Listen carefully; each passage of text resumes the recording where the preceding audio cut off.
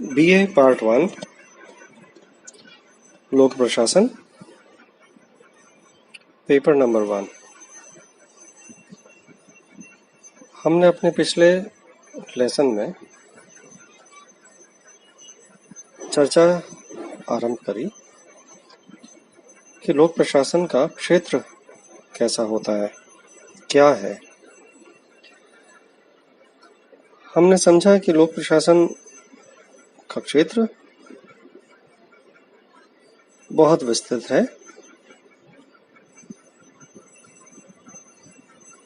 इसकी पहचान दो तरीकों से है। एक तो लोक प्रशासन शैक्षिक अध्ययन शास्त्र है और दूसरा लोक प्रशासन में सभी वो क्रियाएं शामिल हैं जो सरकार की गतिविधियां होती हैं। दो दृष्टिकोण हमने पिछले लेसन में समझे, व्यापक दृष्टिकोण और एक संकुचित दृष्टिकोण। व्यापक दृष्टिकोण में हमने समझा कि लोक प्रशासन में वे सभी कार्य सम्मिलित हैं जो सरकार के तीनों अंगों में व्यवस्थापिका, कार्यपालिका और न्यायपालिका को शामिल करते हों, और निम्न पद और उच्च पद सारे पदों के सभी क्रियाएं शामिल होती हैं व्यापक दृष्टिकोण में। संकुचित दृष्टिकोण में केवल कार्यपालिका शाखाएं की गतिविधियां शामिल होती हैं। अब हम आते हैं तीसरे दृष्टिकोण। यह है पोस्ट कॉर्ब दृष्टिकोण।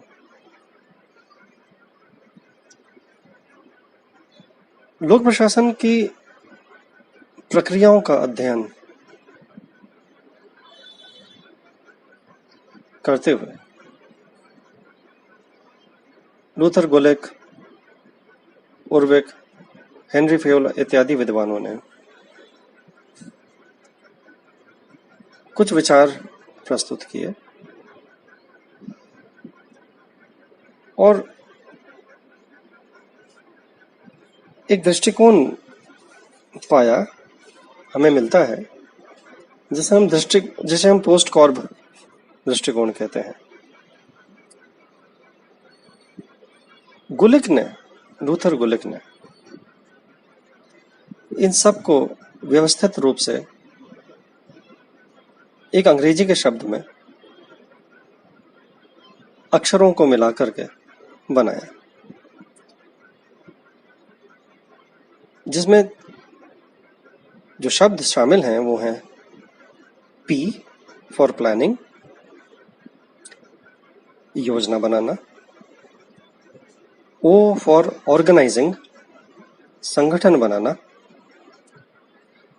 S फॉर स्टाफिंग, कर्मचारियों की व्यवस्था करना, D फॉर डायरेक्टिंग, निर्देशन करना, CO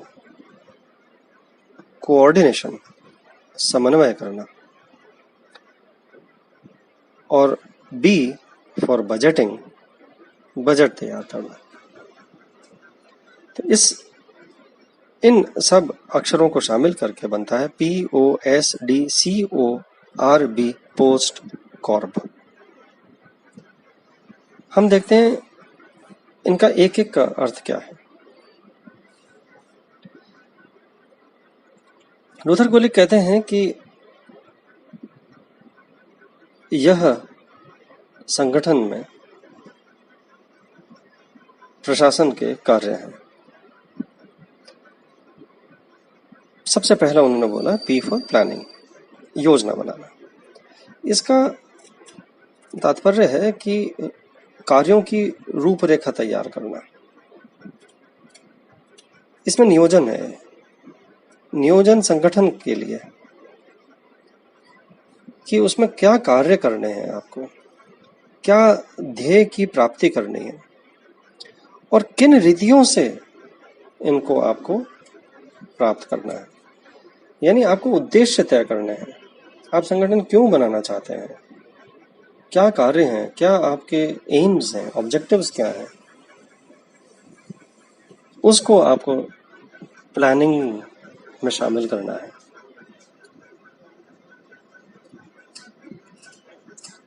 संगठन बनाने से पहले की गतिविधि है ये, उद्देश्य को स्थापित करने की गतिविधि। जो कार्य करने हैं उनकी रूपरेखा तैयार करनी है, जो कार्य किए जाएंगे उनके तरीके क्या होंगे उसकी रूपरेखा तैयार करने की गतिविधि। प्रोसेसेस, रीतियां,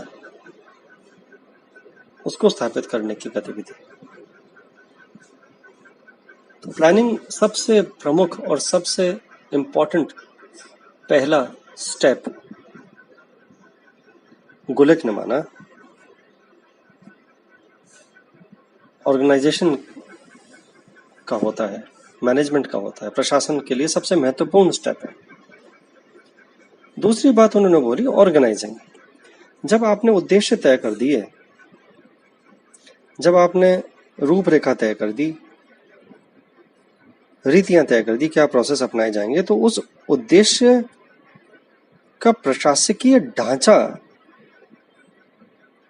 को इस प्रकार संगठित करना है ताकि प्रशासकीय कार्यों का विभाजन उचित ढंग से किया जा सके और विभाग में समन्वय किया जा सके। इसका अर्थ यह है कि जब आपने उद्देश्य तय कर दिए, रीतियां तय कर दी, तो आप एक संगठन बनाएंगे और संगठन व्यक्तियों से बनता है, उनके साथ आने से बनता है। यहां हमारा तात्पर्य है संगठन से कि एक संगठन का प्रशासकीय ढांचा भी तैयार किया जाएगा, एक स्ट्रक्चर।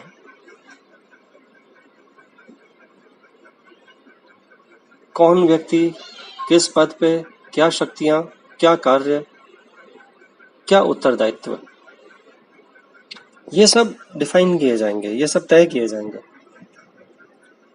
और यह जो प्रशासकीय ढांचा है वह कार्यों का विभाजन भी उसी से तय होगा, उनकी शक्तियां भी तय होंगी, उनकी जिम्मेदारियां तय होंगी, और फिर जो अलग अलग हम शाखाएं बनाएंगे उस संगठन के अंदर, उनका आपस में समन्वय कैसे होगा, यह भी इस संगठन का जो ढांचा है, जो स्ट्रक्चर है, उससे तय होगा।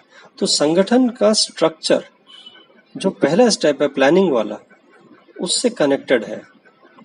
जब आपने प्लानिंग की है किसी संगठन के लिए, आपने तय किया है कि कैसे आप कौन से कार्य करना चाहते हैं, किस तरह और कौन सी प्रक्रियाएं अपनाएंगे उस कार्य कर उनको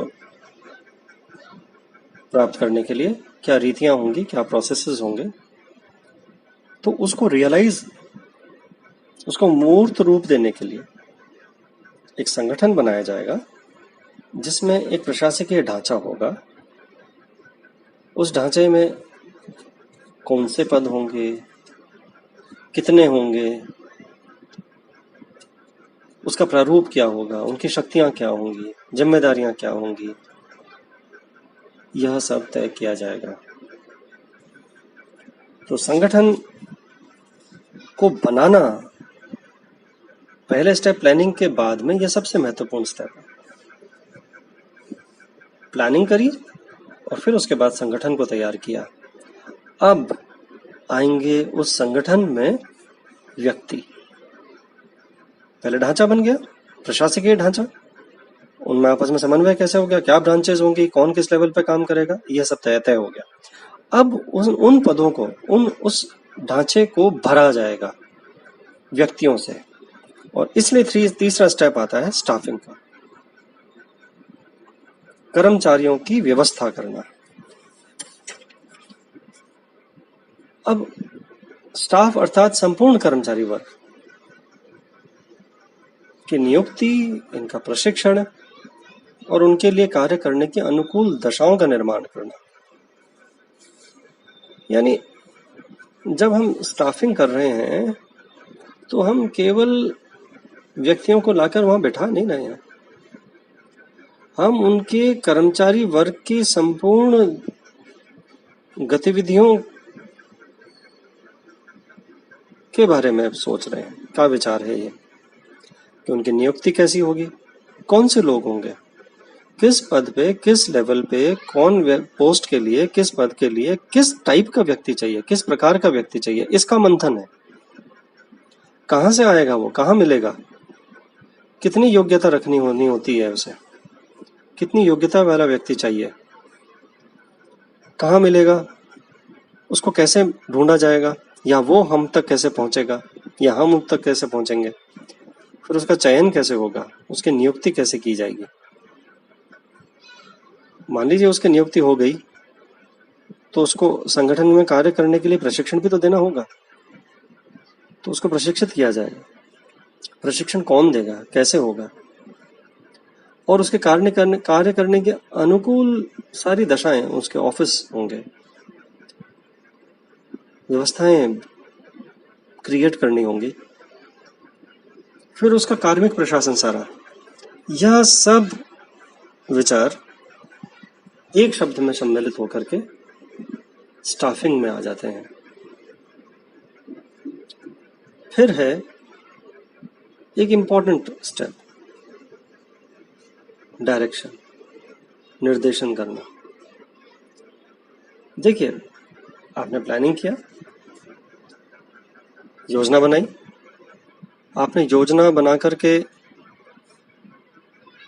उस उद्देश्य को तय किया जिसके लिए कार्य करना है।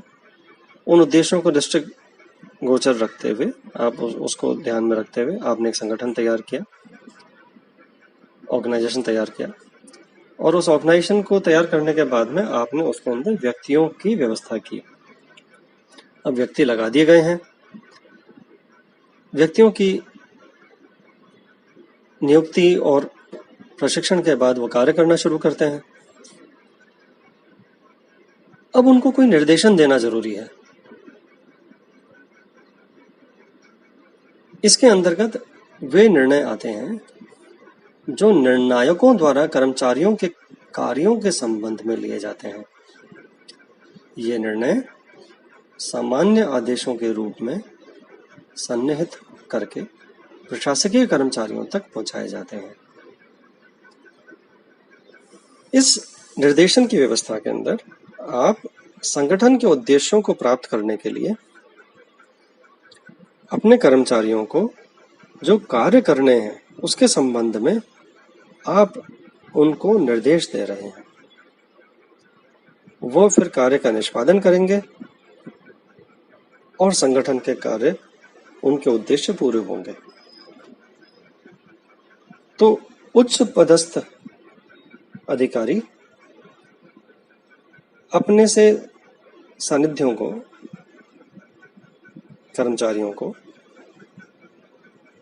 अपने निर्देशों से, आदेशों से कार्य करवाएंगे और वो संगठन के उद्देश्यों को पूर्ति करेंगे।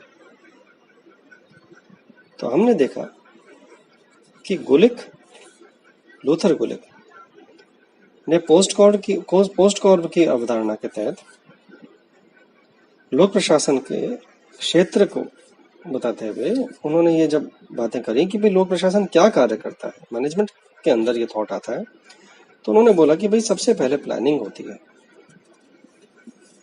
योजना बनेगी, क्या संगठन होना है, क्या उद्देश्य है, क्या नीतियां, क्या रीतियां होंगी, क्या प्रोसेसेस होंगे उनको प्राप्त करने के। दूसरा आता है ऑर्गेनाइजिंग, फिर संगठन को तैयार करना, उसका ढांचा, उसका स्वरूप क्या होगा, प्रशासकीय ढांचा कैसा होगा, प्रशासकीय ढांचा तैयार होगा, उसमें का समन्वय कैसे होगा, उसकी क्रियाएं कैसे रहेंगी, वो तय होगा। फिर आएंगे लोग, उसमें स्टाफिंग होगी, कर्मचारी वर्ग का चयन करना, उनका प्रशिक्षण करना और उनको संबंधित जगहों पे उनको स्थापित करना। और चौथा स्टेप आता है निर्देशन का, कि उन कर्मचारियों को अधिकारियों द्वारा निर्देशित करके उद्देश्य प्राप्ति के लिए कार्य करवाना। यह इस दृष्टिकोण का आधा भाग हुआ। आज हम इतना समझते हैं, अगले लेसन के अंदर हम इसके बाकी 3 पॉइंट्स, कोऑर्डिनेशन, समन्वय, रिपोर्टिंग और बजटिंग, के बारे में बात करेंगे। धन्यवाद।